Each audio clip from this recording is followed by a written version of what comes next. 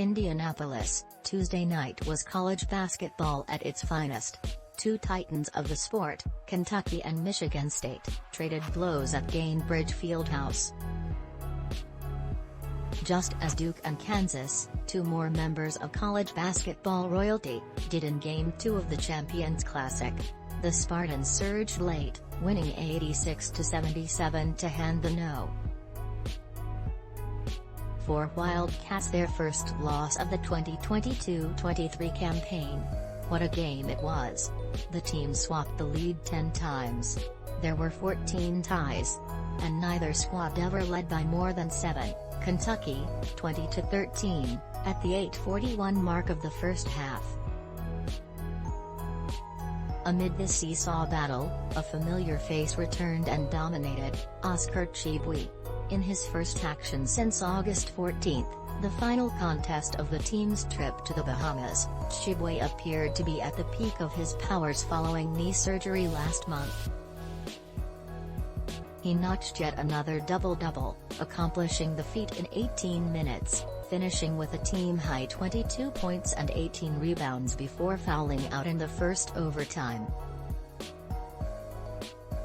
But Michigan State's Joey Hauser scored a game-high 23 and the Spartans took advantage of Tshiebwe's absence after his fifth foul, pulling away from Kentucky, 2-1, in the second extra period by attacking the paint.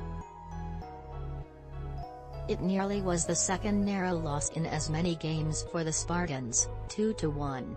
After falling to number 2 Gonzaga by a single point, 62-61, on the USS Abraham Lincoln last week in San Diego, Tom Izzo's crew headed back northward a game above 500.